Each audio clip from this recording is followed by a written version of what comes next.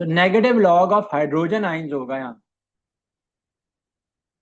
तो मोलैरिटी यहाँ पे गिवन है HCl सोल्यूशन की, दैट इज 0.01। तो नेगेटिव लॉग हम इसका कैलकुलेट कर लेंगे 0.01 का।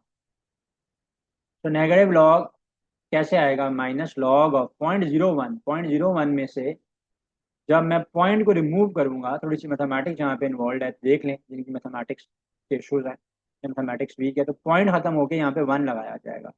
पॉइंट के बाद 2 जीरोज आते हैं, 2 डिजिट्स हैं, तो यहाँ पे नीचे 2 जीरोज आएंगे। तो student this will be rewritten as minus log of 1/100।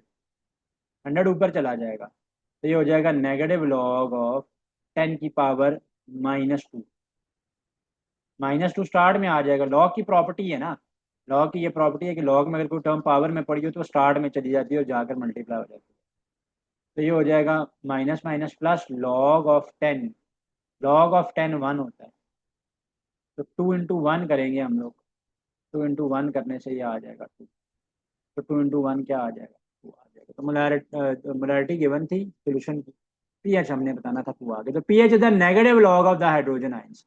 The unit of rate of constant for a second order equation is second order reaction is, second order equation mathematics में होती है। तो सेकंड ऑर्डर रिएक्शन की हमसे पूछ रहा है कि रेट केसी का, रेट कांस्टेंट का बल्कि यूनिट क्या होगा।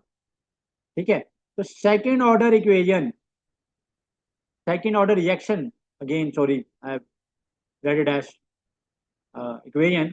तो सेकंड ऑर्डर रिएक्शन ऐसे रिएक्शन को कहते हैं, ऐसे केमिकल रिएक्शन को कहते हैं कि जहाँ पे जो रेट ऑफ रिएक्शन होता है ना, वो square of the concentration of any reactants के साथ प्रोपोर्शनल होता है। फॉर एग्जांपल अगर मैं इसकी एग्जांपल दूं तो लेट से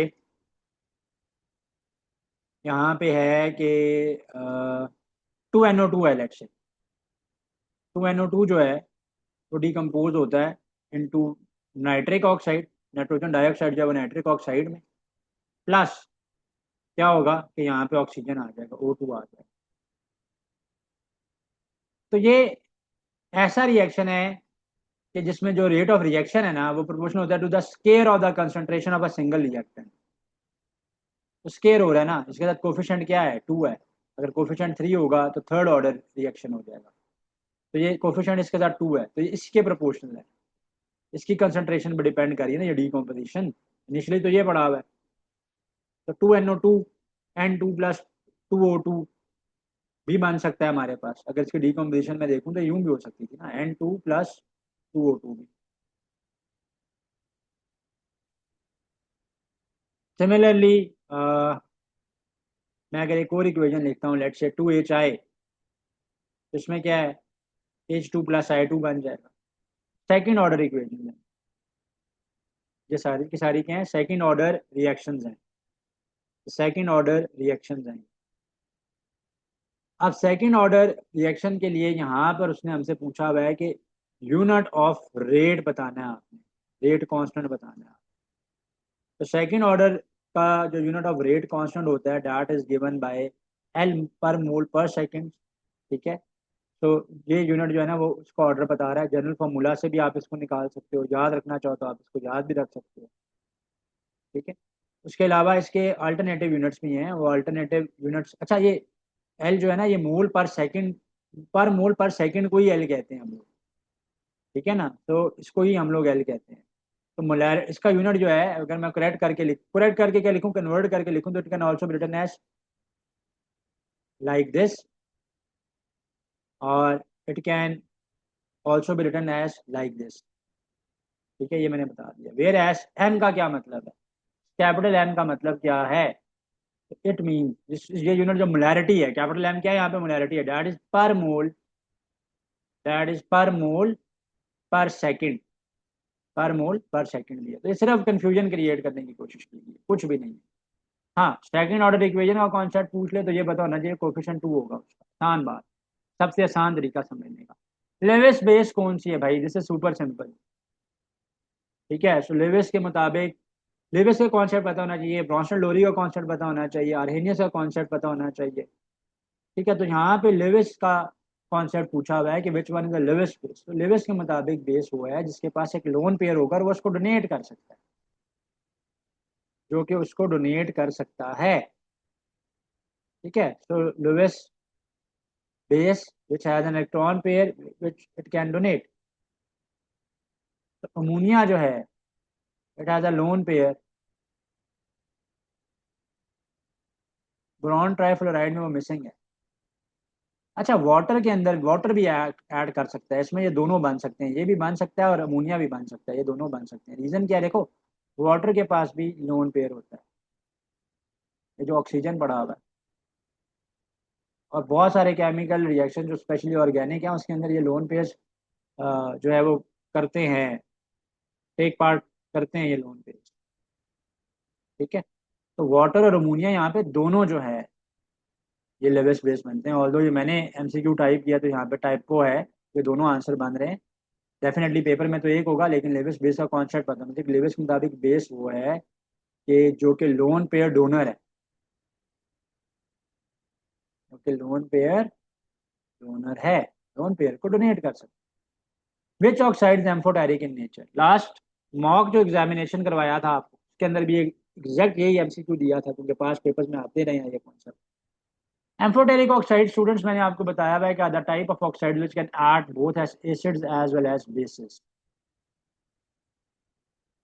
जिनको जब आप बेसिस के साथ रिएक्ट कराओगे तो these amphoteric oxide they act as acids, and जब आप इनको एसिड्स के साथ भी ऐड करोगे दे एक्ट एज बेसिस। अच्छा, Al2O3 is an amphoteric oxide, इसमें ये प्रॉपर्टी है कि ये एसिड और बेसिक दोनों के तौर पे ऐड कर सकता है, तो इसलिए एम्फोटेरिक है। वाटर भी एम्फोटेरिक ऑक्साइड है, क्योंकि वाटर में H पॉजिटिव भी आ सकता है और H नेगेटिव भी आ सकता है, तो उसमें भी इक्वल टेंडेंसी है to act as an acid, act as an base as well. अच्छा, एक रूल ऑफ थंब याद रखो, मेटल के ऑक्साइड्स, ये काफी दफा मैं बता चुका हूँ ये रूल ऑफ थंब क्लास में। मेटल ऑफ ऑक्साइड, मेटल के जो ऑक्साइड है ना, इनको जब आप वाटर के साथ कंबाइन करते हैं तो ये बेसिस बनाते हैं, और जो नॉन मेटल के ऑक्साइड हैं when they react with water they act as acid। Example, छोटी छोटी एग्जाम्पल जो हम सोडा ड्रिंक्स की देखते हैं, कार्बोनिक एसिड ही होते हैं ना सोडा ड्रिंक, जितने भी फिजर ड्रिंक्स हैं यार carbonic acid plus artificial flavouring plus artificial colouring. Metal का ऑक्साइड है, लेट्स से एमजीओ, पानी के साथ मिलेगा तो एमजीओ या छोड़ दो, मैग्नीशियम हाइड्रोक्साइड बना लेगा ना, बेस बना लेगा। बेस की निशानी क्या है, OH पड़ा हुआ है, भाई एसिड में क्या पड़ा हुआ है, H पॉजिटिव आइन पड़ा हुआ है। थोड़ा सा क्लिक होते हैं आगे। ऑक्सीडेशन नंबर पूछी हुई है मैंगनीज की, ये बड़ा इंपॉर्टेंट है, बड़ा फेवरेट रहा है इनका पास्ट एग्जाम्स को अगर देखा जाए, इसलिए मैंने मॉक में भी ऐड किया था। तो किस तरह से हम लोग इनको सॉल्व करेंगे, सॉल्व करने के लिए क्या करेंगे कि जितने भी जो अननोन है उसको हम एक्स कर लेते हैं, बाकी सब जो है वो उनको हम लोग ऐड करके जीरो के इक्वल कर लेंगे। तो यहाँ पे है KMnO4, तो KMnO4 है यहाँ पे, और के की जो ऑक्सीडेशन स्टेट है वो हमें चाहिए होगी। ठीक है, तो के की जो ऑक्सीडेशन स्टेट है वो हमें चाहिए होगी, यानी पोटाशियम की। तो पोटाशियम, बल्कि पहले इसको लिख लेते हैं, KMnO4 है ना, पोटाशियम का एक एटम है। ठीक है, तो पोटाशियम का एक ही एटम है यहाँ पे, तो उस पर ऑक्सीडेशन स्टेट होती है +1, प्लस मैग्नीज का एक ही एटम है तो उसको एक्स कर लेते हैं। ऑक्सीजन के 4 एटम्स हैं, ऐड करेंगे तो ये एक ऑक्सीजन के ऊपर -2 का चार्ज होता है, तो ये इक्वल टू 0 कर लें, एक्स की वैल्यू -7, एक्स इक्वल टू 7 होता है, तो एक्स आ जाएगा 7। एंड एक बड़ी इंपॉर्टेंट बात जो याद रखने वाली है वो ये है यहाँ पर कि हाइड्रोजन की ऑक्सीडेशन स्टेट पता नहीं +1 है, पोटाशियम की पता होनी चाहिए वो भी +1 है, अल्कली मेटल्स है ना +1 है, जो ग्रुप नंबर है वही उनकी ऑक्सीडेशन स्टेट होगी, जो अल्कलाइन है उनकी +2 होगी। ठीक है, ऑक्सीजन की पता नहीं चाहिए -2 है, ये बड़ा फ्रीक्वेंटली यूज हो रहा था। OH होल जो होता है उस पर -1 का साइन होता है। सल्फेट आइन के ऊपर भी जो है वो -2 का आइन होता है, ओवरऑल सल्फेट आइन की अगर बात की तो ये 3-4 हैं जो ज़रा फ्रीक्वेंटली यूज होते हैं। ये अगर आपको याद है तो आपका टाइम सेव हो जाएगा एग्जाम में। Which of the following metal will display hydrogen from dilute acid. भाई जब जिंक को रियाड करवाएंगे, जिंक के साथ ट्रीटमेंट करवाएंगे तो वो हाइड्रोजन को डिस्प्लेस करेगा। जिंक है लेट से डाइल्यूट हाइड्रोक्लोरिक एसिड है, मैं बैलेंस इक्वेशन लिख रहा था समझाने के लिए बता रहा हूँ अभी, ताकि हम आगे भी क्वेश्चन को करने भी एक्सरसाइज के काफ़ी क्वेश्चन रहते हैं और लेक्चर का टाइम बहुत लंबा होता जा रहा है। ठीक है, तो हाइड्रोजन गैस जो है रिलीज होगी। विच हाइड्रोकार्बन इज सैचुरेटेड भाई, अगेन सिंपल क्वेश्चन है।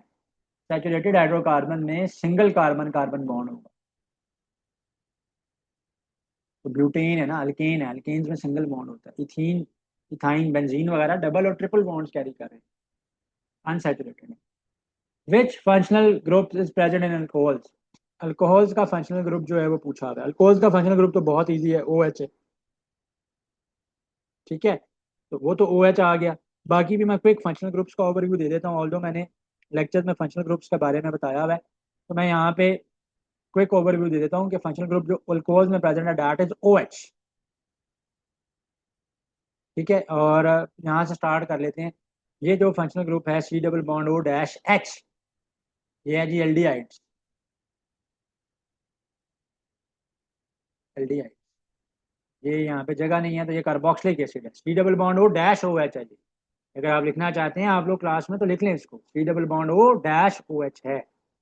और NH2 जो फंक्शनल ग्रुप है, ठीक है, ये फंक्शनल ग्रुप में क्या है कि एक नाइट्रोजन का एटम है, दो हाइड्रोजन का अमाइनो ग्रुप है। ठीक है, तो अमाइनो एसिड्स में होता है, अमाइनो ग्रुप पढ़ा हुआ है इसमें, अमाइंस हैं। ठीक है, तो अमाइंस हैं। Which are the following is a positive tolerance test. ठीक है, टॉलरेंस टेस्ट चेक करने के लिए इस्तेमाल होता है प्रेजेंस ऑफ एल्डिहाइड। ठीक है, तो टॉलरेंस टेस्ट जो है वो केमिकल टेस्ट है जो कि एल्डिहाइड्स और कीटोन्स के बीच में फर्क करता है, एल्डिहाइड्स और कीटोन्स के बीच फर्क के लिए। तो रिएक्टिविटी इन दोनों की डिफरेंट होती है इसके अंदर, टॉलरेंस रिएजेंट जो है वो इसमें यूज होते हैं। और एल्डिहाइड जो है वो ऑक्सीडाइज करके कार्बोक्सिलिक एसिड बना लेंगे, जबकि कीटोन्स जो है वो रिएक्ट ही नहीं करते। तो टेस्ट है ये पॉजिटिव किसके लिए होगा, पॉजिटिव टेस्ट पूछा है ना, तो पॉजिटिव तो एल्डिहाइड के लिए होगा। अगर पॉजिटिव आ गया एल्डिहाइड है, अगर रिएक्ट नहीं हुआ तो फिर कीटोन हो ना। तो यहाँ पे पूछा था कि पॉजिटिव किसके लिए टॉलरेंस। बीच में ना पेपर में मैं आज बता रहा हूँ, फिर जब आप संडे को एग्जाम देने के लिए जाएं तो उसमें ये परेशानी नहीं लेनी कि यार बाकी सब तो ठीक था लेकिन ये जो है ना, कुछ बीच में ऐसे थे, एक ऐसा था या दो ऐसे थे कि जो मुझे बिल्कुल ही सर के ऊपर से गुजरे। तो sometime there is a possibility अगर वो कॉन्सेप्ट मिस्ड है तो चीजें रह जाएंगी। Which compound is used in preparation of soap, esterification esters जो है ना वो यूज होते हैं सोप्स की प्रिपरेशन के लिए। The shape of BF3 molecule trigonal planar होती है ना, बोरॉन यहाँ पे होता है डिफरेंट एंगल्स पे, फ्लोराइड फ्लोरीन के एटम्स पड़े होते हैं, ट्राइगोनल प्लेनर है। ऑप्शन कहाँ पे है, trigonal planar. Which isotope of hydrogen is radio active, hydrogen के तीन आइसोटोप हैं, protium, deuterium, tritium. 1H1, 2H1, 3H1। 3H1 जो है ना उसमें रेडियो एक्टिव प्रॉपर्टीज होती है, tritium. Which are the following is not soluble in water. ठीक है, ये तो आयनिक कंपाउंड है, सॉलेबल है, आयनिक है, सॉलेबल है। अमोनियम क्लोराइड भी, ये NH4, ठीक है, ये स्प्लिट हो जाएगा, NH4Cl जो है अमोनियम क्लोराइड की जो आयनाइजेशन है वो आयनाइज हो जाएगा। इसकी जो टेंडेंसी ना आयनाइज होने की बहुत ज़्यादा कम है, सॉलेबल नहीं होता ये पानी, वाटर सॉलेबल नहीं है। Percentage composition of oxygen in water is approximately, this is super simple. Percentage composition अगर किसी भी कंपाउंड की निकालनी आ जाए, लेट से नाइट्रोजन की आ जाती है यूरिया में, यहाँ पे वाटर में ऑक्सीजन की पूछे तो भाई वाटर का total molar mass 18। I am not going in the details because it's super easy, 2 into 1 है हाइड्रोजन का और 16 ऑक्सीजन का, वो 18 आ गया। 16/18 into 100 कर लेंगे तो अप्रोक्सीमेट वैल्यू जो है ना वो 88.8% आ गया। Which are the following at the highest boiling point, water जो है ना उसका यहाँ पे बॉइलिंग पॉइंट जो है वो हाईएस्ट है। बाकी जो है वो मीथेन तो ऑर्गेनिक कंपाउंड है, लोअर बॉइलिंग पॉइंट्स होते हैं उनके। ठीक है, तो वाटर जो है उसका बॉइलिंग पॉइंट जो है वो हायर होता है, उसकी हीट कैपेसिटी ज़्यादा है ना, हाइड्रोजन बॉन्डिंग की वजह से।